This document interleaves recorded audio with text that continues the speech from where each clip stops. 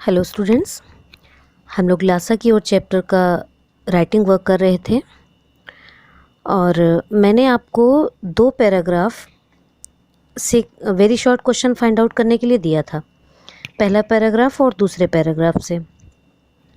अब आपको रिमेनिंग जितने भी पैराग्राफ्स हैं, जैसे कि मैं देख पा रही हूँ यहाँ पर कि अब हमें विकट डांडा थोंडला पार करना था। ये एक पैराग्राफ है जो चढ़े चलेंगे तक का है, तो इस पैराग्राफ से क्वेश्चंस बना लीजिएगा। फिर है कि दूसरे दिन हम घोड़ों पर सवार होकर डॉट डॉट थुक्पा मिला, ये एक पैराग्राफ है। और सबसे लास्ट और सबसे लंबा जो पैराग्राफ है वो लास्ट वाला है, पेज नंबर 28 में स्टार्ट होता है और 29 में फिनिश होता है कि अब हम तिनरी के विशाल मैदान में थे डॉट डॉट चल पड़े। तो इस तरीके से आपके ये तीन पैराग्राफ जो है वो रिमेनिंग है और इनसे आपको एटलीस्ट 7 क्वेश्चंस आप फाइंड आउट करेंगे। और वन वर्ड फाइंड आउट करना कोई बहुत बड़ा मुश्किल का काम नहीं है बेटा। फाइंड आउट करने से आपको चैप्टर को एक बार दोबारा पढ़ना पड़ेगा, जिससे कि आप क्वेश्चंस को फाइंड करेंगे, फिर उनका आंसर आपको ढूंढना होगा। तो इससे क्या होगा कि आप अगेन अपने चैप्टर को पढ़ पाएंगे, जिससे कि आपकी स्टोरी भी क्लियर हो जाएगी। ठीक है, तो एटलीस्ट मिनिमम जो है 7 क्वेश्चंस आप हर एक पैराग्राफ से फाइंड आउट कर लीजिएगा। ठीक है, ये तो हुआ वेरी शॉर्ट क्वेश्चंस के बारे में। अब हम अगर देखें तो लगभग आप पूरे चैप्टर से एटलीस्ट अप्रॉक्स 50 क्वेश्चंस अप्रॉक्स कर लीजिएगा। अगर आप इस चैप्टर से 50 क्वेश्चंस कर लेते हैं तो ये मानकर चलिए कि आपने पूरा चैप्टर बहुत अच्छे से पढ़ लिया है, पूरे चैप्टर की जानकारी आपको बहुत अच्छे से हो गई है। और पूरी जानकारी हो जाए इसीलिए मैं आपको ये काम दे रही हूँ, जिससे कि आप very short questions find out करें और उसके बाद में अपनी कॉपी पर लिखें।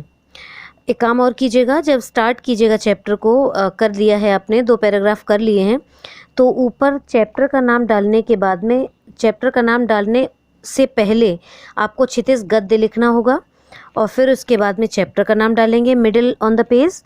फिर उसके बाद में वन साइड जो है राइट साइड पे आप राइटर का नेम ज़रूर डालें।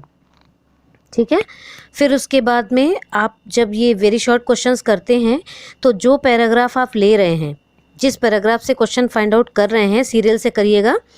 तो फर्स्ट उस पैराग्राफ का पहला शब्द और उस पैराग्राफ का ही अंतिम शब्द डॉट डॉट करके कर दीजिएगा। जैसे कि फॉर एग्जांपल पहला पैराग्राफ में यहाँ पर देखिए, स्टार्टिंग है कि वह नेपाल से तिब्बत जाने का मुख्य रास्ता है, ये पहला सेंटेंस है।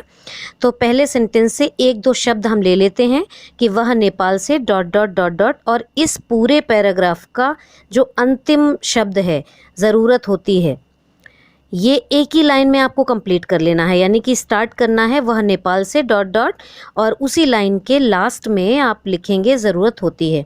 यानी कि आप समझ जाएंगे कि इस पैराग्राफ से आपने ये क्वेश्चंस फाइंड आउट किए हैं। ठीक है, तो जब भी मैं आपकी कॉपी चेक करूँगी तो मुझे प्रॉब्लम नहीं होगी, मैं आपकी कॉपी बहुत आसानी से चेक कर पाऊँगी, मुझे पता होगा कि किस पैराग्राफ के कौन से क्वेश्चंस हैं। ओके, ठीक है, अब हम क्या करते हैं कि जो प्रश्न अभ्यास के क्वेश्चंस हैं वो देख लेते हैं। ठीक है, मैं आपको आज पूरे क्वेश्चंस नहीं एक्सप्लेन कर रही हूँ, उसका रीज़न ये है कि मैं आपको already very short questions find out करने के लिए वर्क दे रही हूँ, तो वो वाला वर्क तो आप करेंगे ही करेंगे, साथ के साथ मैं इस प्रश्न अभ्यास के 7 क्वेश्चन आपको एक्सप्लेन कर रही हूँ आज की क्लास में। ठीक है, तो आप ये 7 क्वेश्चंस प्लस जो वेरी शॉर्ट आपको दिए गए हैं वो आपको सॉल्व करना है। ठीक है, ओके, पहला क्वेश्चन देख लेते हैं कि थोंडला के पहले के आखिरी गांव पहुंचने पर भिखमंगे के वेश में होने के बावजूद लेखक को ठहरने के लिए उचित स्थान मिला, जबकि दूसरी यात्रा के समय भद्र वेश भी उन्हें उचित स्थान नहीं दिला सका, क्यों?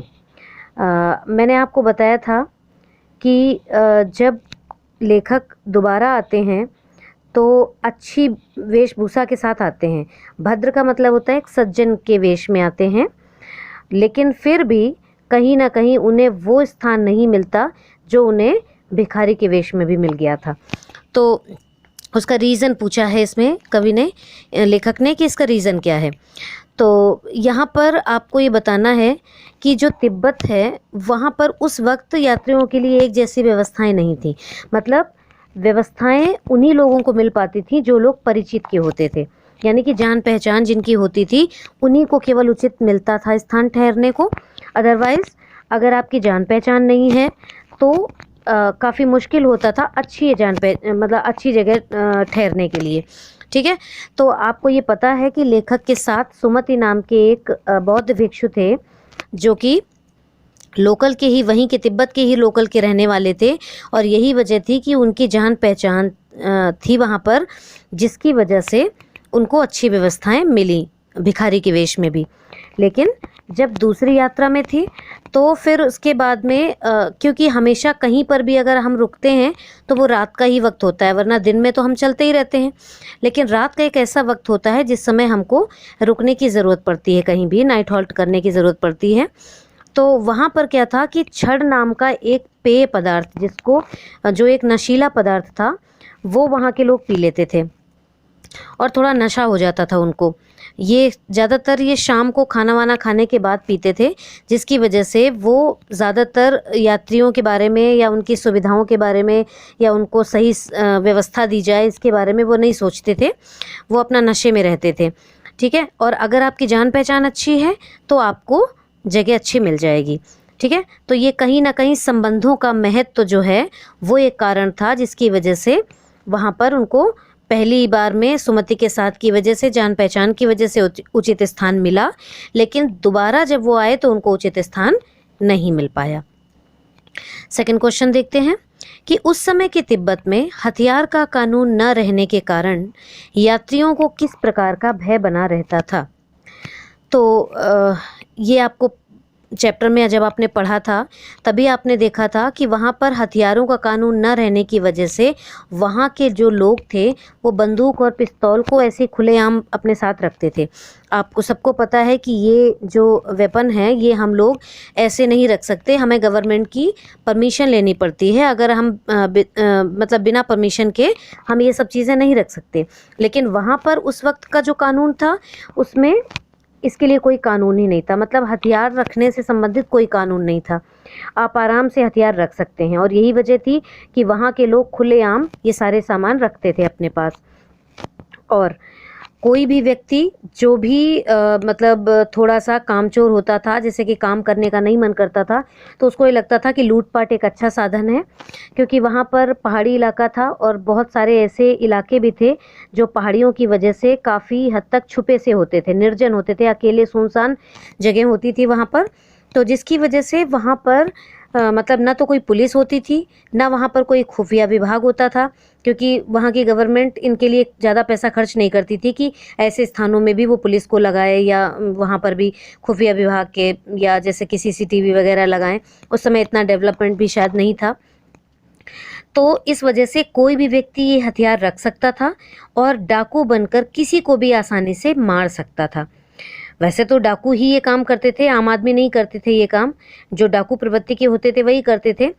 तो इसीलिए वहाँ पर ये खतरा बना रहता था यात्रियों को कि कहीं लूटपाट ना हो जाए, हत्या ना हो जाए, क्योंकि सबको पता था कि जब भी कभी वहाँ पर कोई व्यक्ति गायब होता है तो उम्मीद लगाई जाती है कि शायद उसकी हत्या हो गई होगी, क्योंकि वहाँ पर चीखें भी किसी की सुनाई नहीं देती। इसलिए गायब होने का मतलब ये होता था कि वो शायद व्यक्ति इस दुनिया में नहीं रहा, यानी कि डाकुओं ने उसका काम तमाम कर दिया है। तो ये जो यात्रियों को खतरा था, जो भय था, वो बना रहता था उस समय।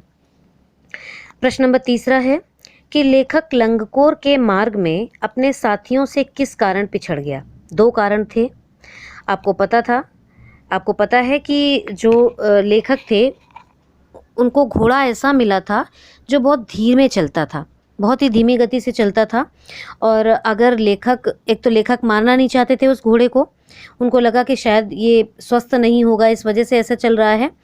लेकिन अगर वो उसे थोड़ा सा आवाज़ भी निकाल के जैसे कि करते हैं तो वो बिल्कुल ही स्टॉप हो जाता था, मतलब बिल्कुल ही रुक जाता था। तो इसलिए लेखक जो है वो उससे ना उसे मार पाए, और वो सुस्ती के कारण इतना धीरे चल रहा था कि सुमति बहुत आगे निकल गए। रास्ता अनजान होने की वजह से ये मतलब भटक गए। ठीक है, पहला तो ये कारण था। दूसरा, जब रास्ता भटक गए तो एक जगह पर दो रास्ते फूट रहे थे और ये नहीं समझ पाए कि हमको किस डायरेक्शन में जाना है, ये गलत डायरेक्शन में चले गए। लगभग 1-1.5 मील पैदल चलने के बाद जब इनको लगा कि सुमति कहीं दिख ही नहीं रहे हैं, तब इन्होंने क्या किया कि एक व्यक्ति से पूछा कि भाई लंगकोर का रास्ता यही है क्या? तब उसने इनको बताया कि नहीं, आप गलत आ गए हैं, आप वापस जाइए और जहाँ से दो रास्ते फूट रहे हैं उससे दूसरा रास्ता पकड़िए, तब आप जा पाएंगे। तो इस तरीके से लेखक रास्ता भटक गया, जिसकी वजह से उसे काफ़ी देर तक भटकना पड़ा और इसकी वजह से वो अपने साथियों से पिछड़ गया था। क्वेश्चन नंबर जो 4 है उसमें है कि लेखक ने शेखर विहार में सुमति को उनके यजमानों के पास जाने से रोका, परंतु दूसरी बार रोकने का प्रयास क्यों नहीं किया? तो लेखक को लगा, शेखर विहार में जब सुमति अपने यजमानों के पास जाना चाहते थे तो लेखक को लगा कि शायद ऐसा ना हो कि ये वहाँ जाएं और जाकर सबके घरों में जाएंगे, गंडे बांधेंगे, काफ़ी समय बर्बाद होगा, तो मेरा समय काफ़ी चला जाएगा, इसलिए हम जो यात्रा करने आए हैं उसमें बाधा उत्पन्न होगी और मुझे काफ़ी हद तक इसके लिए वेट करना पड़ेगा, प्रतीक्षा करनी पड़ेगी। तो इसलिए उन्होंने उनको अपने यजमानों के पास जाने से रोक दिया। लेकिन जब दूसरी बार एक मंदिर मिला और उस मंदिर में बुद्ध वचन की 103 पोथियाँ मिली। पोथियाँ मीन्स पुस्तकें, जो हाथ से लिखी हुई पुस्तकें थीं, वो 103 रखी हुई थी मंदिर में और वो हिंदी अनुवादित थी। तो इसलिए लेखक को इंटरेस्ट आया कि लाओ मैं इनका अध्ययन करूं, इनको पढूं। इसलिए उनको लगा कि ये 103 पुस्तकें हैं, इनको पढ़ने में काफ़ी वक्त लगेगा, इसलिए उन्होंने क्या किया कि उन्होंने सुमति को उनके यजमानों के पास जाने से नहीं रोका, मतलब उनको जाने के लिए बोल दिया, क्योंकि उनको पता था कि मुझे पुस्तकें पढ़ने में समय लगेगा और तब तक जो सुमति हैं वो अपने यजमानों के पास भी जा सकते हैं। प्रश्न नंबर 5वां देखते हैं कि अपनी यात्रा के दौरान लेखक को किन कठिनाइयों का सामना करना पड़ा। तो लेखक को कई कठिनाइयों का सामना करना, सबसे पहली कठिनाई तो उनके लिए यही थी कि वो भिखमंगे का यानी कि भिखारी का वेश बनाकर गए थे, क्योंकि इनको कहीं ना कहीं उस रास्ते से जाना खतरे से खाली नहीं लग रहा था, इस वजह से। तो पहला तो यही एक कठिनाई थी उनकी कि उनको भिखारी के वेश में जाना पड़ा। इसके अलावा जब वो जा रहे थे तो जब इन्होंने घोड़े किए तो घोड़े की वजह से घोड़ा इनको धीमे चलने वाला मिला, सुस्त मिला, जिसने काफ़ी हद तक इनको पीछे कर दिया। रास्ता भटक गए, काफ़ी दूर तक निकल गए दूसरे रास्ते पर। वहाँ पूछने पर पता चला कि ये गलत रास्ते पर आ गए हैं, वापस फिर मुड़े और फिर आए। तो मतलब इस तरीके से इनको एक तो ये भी कठिनाई मिली कि इनको वहाँ पर रास्ता भूलने की तकलीफ़ हो गई। इसके अलावा जब भिखारी के वेश में इनको लग रहा था कि जब भिखारी के वेश में थे तो इनको लग रहा था कि शायद कोई जो डांडे की जगह थी, जो खतरे की जगह थी, वहाँ पर इनको लगा कि जो लुटेरे हैं वो कहीं ऐसा ना हो जो आ जाएं और हमें किसी तरह का कोई नुकसान पहुंचा दें। तो भिखारी वाले वेश में ये टोपी निकालकर अपनी और जीभ निकालकर ऐसे भीख मांगने जैसी एक्टिंग करने लगते थे। तो ये भी एक तरीके का डर था, कठिनाई थी कहीं ना कहीं। और इसके अलावा जब ये पैदल चल रहे थे अपना सामान लेकर, तो वहाँ पर देख रहे थे कि पीछे इनको पीठ पे ठंडक महसूस हो रही थी और जब ये आगे की तरफ इनके बहुत सूर्य की रोशनी थी और वो इतनी तेज़ धूप थी कि उसकी वजह से इनको बहुत परेशानी का सामना करना पड़ रहा था, क्योंकि इनके पास काफ़ी सामान था, पीठ में लादे हुए थे और पैदल भी चलना था। आपको पता है कि पहाड़ों में चढ़ाई चढ़ना काफ़ी मुश्किल होता है। तो इस तरीके से ये सारी कठिनाइयाँ थी जो उनको वहाँ पर सामना करना पड़ा था। प्रश्न नंबर 6वां है कि प्रस्तुत यात्रा वृत्तांत के आधार पर बताइए कि उस समय का तिब्बती समाज कैसा था। तो उस समय के तिब्बती समाज में पहला तो यही आपको बताना है कि उस समय वहाँ पर हथियारों का कोई कानून नहीं था। इसके अलावा वहाँ पर छुआछूत, जाति पाति, भेदभाव जैसी कोई कुप्रथा नहीं थी वहाँ के लोगों में। वहाँ अगर आप अपरिचित हैं और फिर भी आप अपनी चाय किसी के घर में बनवाना चाहते हैं तो आप अपना सामान दीजिए और उसके बाद में वहाँ से आपको चाय भी मिल जाएगी। तो इस तरीके की चीज़ें हैं। इसके अलावा आपको रहने के भी, अगर आपकी थोड़ी बहुत भी जान पहचान है तो आपको रहने के लिए भी ठीक ठाक जगह मिल सकती है। इसके बाद वहाँ पर क्या है कि वहाँ की जो ज़मीनें हैं वो जागीरों में बटी हुई हैं, और जो जागीरें हैं वो मठों के अधीन होती हैं। तो वहाँ के जो जागीरों के मालिक हैं वो खेती का प्रबंध खुद ही करते हैं, मतलब खेती खुद ही करवाते हैं, और खेती करने के लिए उन्हें मज़दूर आसानी से मिल जाते हैं। तो इन सारी चीज़ों की जो व्यवस्था है, जो देखभाल है, वो कोई ना कोई भिक्षु करता है। भिक्षु मैंने आपको बताया था, बौद्ध भिक्षु जो होते हैं वो बौद्ध धर्म के अनुयायी होते हैं और उन पर भरोसा किया जा सकता है, इसलिए शायद वहाँ के लोग बौद्ध भिक्षुओं को ही वहाँ की जो ज़मीनों को देख रेख करने के लिए रखते हैं। और बौद्ध भिक्षुओं की जो जागीर की देख रेख करते हैं, खेती की देख रेख करते हैं, उनको राजा के समान ही सम्मान दिया जाता है वहाँ के लोगों के द्वारा।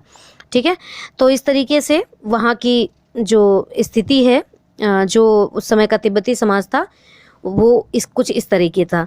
और अगर आपको ये जान पहचान नहीं है या आप बहुत ज़्यादा भिखारी जैसे दिख रहे हैं तो आपको वहाँ पर अंदर नहीं घुसने दिया जाएगा। कोई भी व्यक्ति आपको रुकने का स्थान नहीं दे पाएगा।